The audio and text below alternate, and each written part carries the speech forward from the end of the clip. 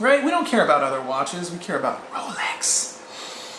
Even the steel has a distinct smell. Do you know what I mean? I wish I could impart that upon you guys. Snobbery free zone. Snobbery free zone here, guys. Do I like Rolex? Of course. Of course I like Rolex. Do I like the Oyster case? That's all they offer. So I'm going to have to say yes. You know what? My favorite Rolex is the 5100. 5100? Yeah.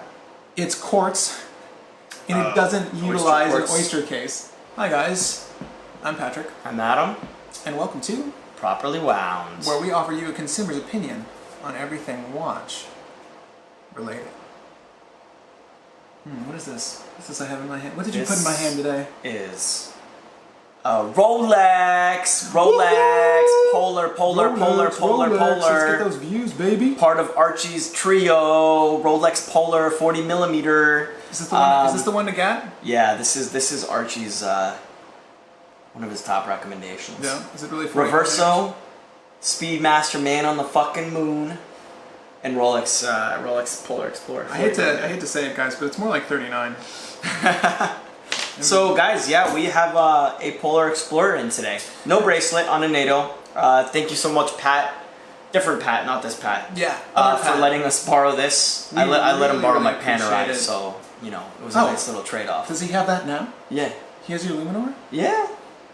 Which we haven't talked about on the show yet. Have we talked about the Luminor? Not yet. Okay, we will though. Yeah. Guys, Adam, you wanted this watch for a long while, so it's gonna be fun man. for you to test this. Yeah, so I just got this today. It's not mine. I'm just kind of wearing it on the wrist for probably a week or so, mostly to sort of get it reviewed here today. But if you've owned one Rolex, you pretty much own them all if it's from this generation. Right, yeah, especially with this oyster case. But yeah, no, this is a watch that I actually had my eye on for the longest time.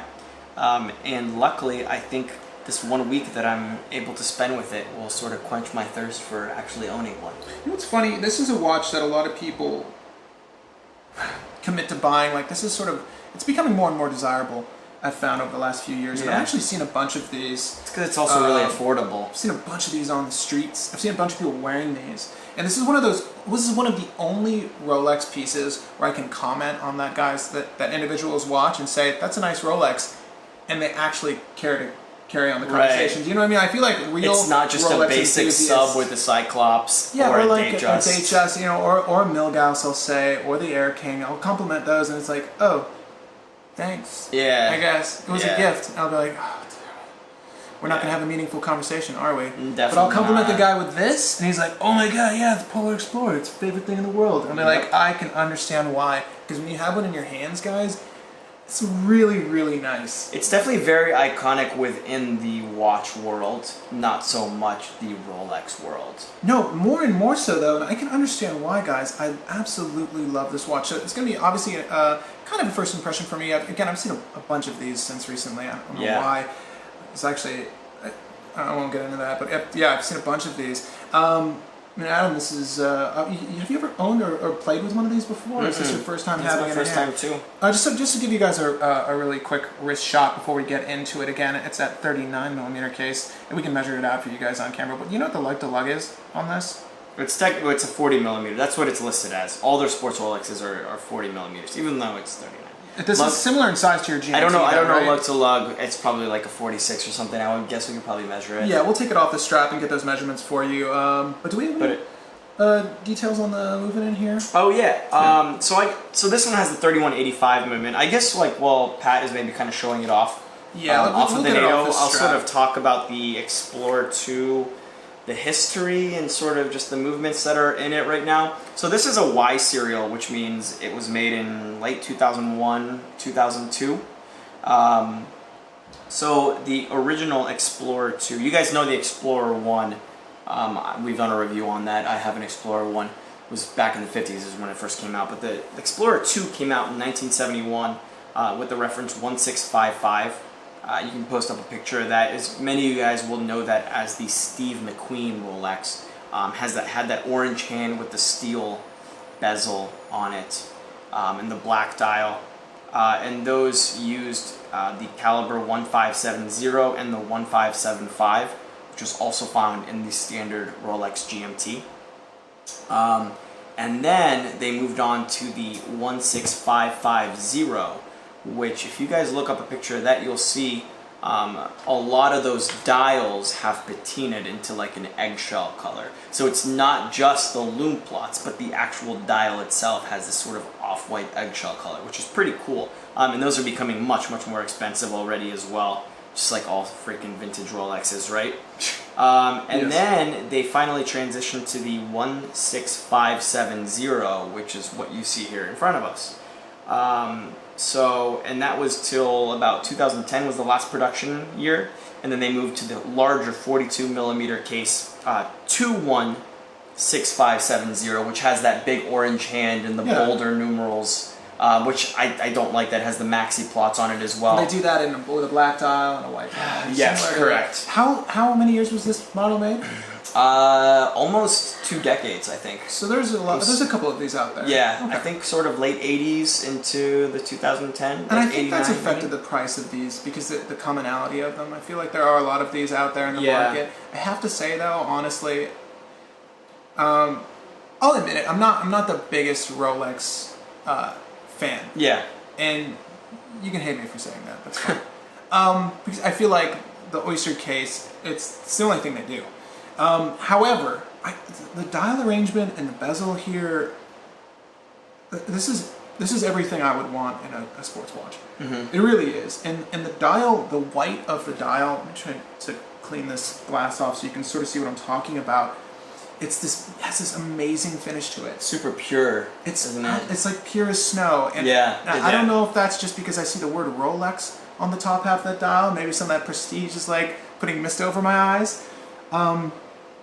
The dial itself has this beautiful, and I think it's because the hour markings are like this PVD black. I think it's the stark contrast between the black hands and the black markers that are inlaid on the dial. Yeah. And that it's not gloss, it's just this snow white finish, and it's like a subtle matte.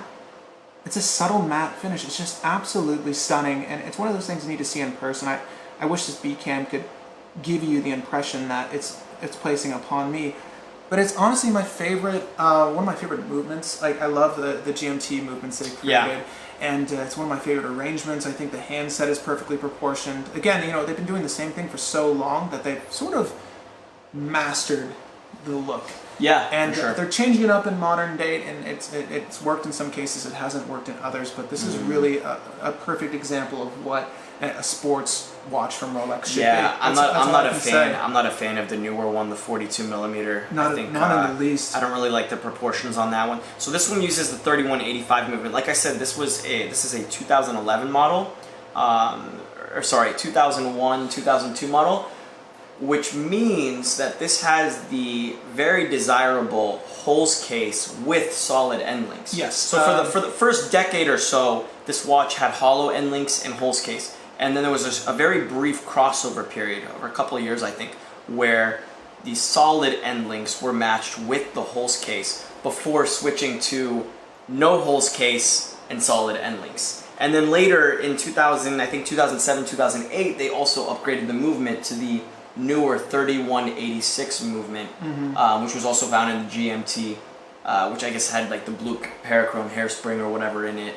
A couple upgrades to it, which was only made for a couple of years, which is also somewhat desirable. But this is the one that I would be going after. Likewise, yeah. Because the solid end link bracelet really takes the Rolex Oyster bracelet to the next level in terms of feel and how it just kind of lays on the wrist. Oh, it's certainly the superior model in this lineup. And again, with that Holes case, of course, it's more accessible. You're not going to be too worried about damaging this case because classic Rolex too. And a lot of people say Rolex is an investment, and to a small extent they are. You know what I mean? It's one of those rare brands where, you take it. I'm going to make a car reference here. You take it off the lot and it doesn't lose value, surprisingly, despite the mileage. Was that Adam's face? Yeah, Adam. So anyway, guys, there's a really cool feature I want to show you here. If you've never held a Rolex GMT in hand, one of these movements, that first position, so there isn't a quick set for the date. I absolutely love this. It's a feature on other watches, but you actually have a jump hour. And this is phenomenal for switching between daylight savings, or if you go across time zones, all you need to do is pull it out to that first position. It doesn't stop the seconds hand. Your time is still accurate to what you set it to, but you're able to jump the hour, and I love that feature. I wish a feature on more watches. As a matter of fact, I would prefer not having a quick set date. I prefer having no date, but I prefer not having a quick set date and just having a jump hour. Yeah. Because that's immensely more convenient for me as a wearer, particularly when you have a piece like this, which is sort of like the everything watch. This is one of those perfect designs where it could be the only watch you have in your collection. Oh, 100%. I think that can be said for a lot of Rolexes. You know what I mean? Whether it be the sub, but I think this is cooler. You know, because it's so much more unique. You don't see it as much. I don't think people give white dials enough credit. I agree. Yeah. You know, people always go for the black dial somewhere. Gotta love the white dials. But enough said. I think this is honestly Rolex's perfect watch. Yeah. I think this is genuinely. Is this your favorite sports Rolex? Yeah. You know, it's funny. Like I don't really talk. I mean, when we talk about watches, I don't really bring up Rolex often. I like the newer Air Kings. I think they're aesthetically pleasing. I tried one on. They're entirely too thick. They just don't feel right on the wrist. Yeah. But this piece, it's like the right thickness. Everything. This is the perfect oyster case. This is the perfect iteration of what they've done, and I love the 24-hour scale on the bezel. Oh yeah, absolutely. The fixed bezels are very. I love that steel bezel. And you can see some of that brushing. A little bit, yeah. The brushed bezel and the nice little bevels on the edge too of the bezel.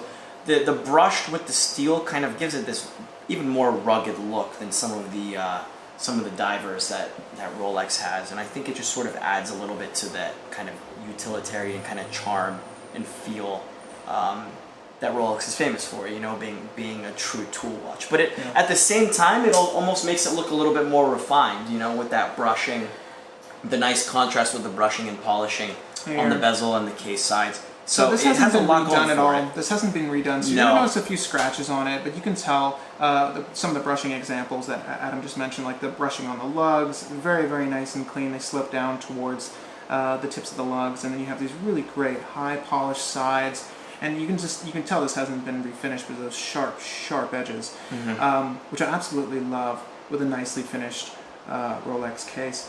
And I don't think about Rolex often, but this is one of those watches my mind always goes to, particularly when you have it in hand. It's one of those things you just need to experience. For sure. But anyway, you've considered this watch numerous times. Yeah, I really have. Yeah. Why haven't you picked one up? You know, I don't know. I mean, price being one. But it's not like the price has stopped me from getting some other pieces in the past, like my Panerai.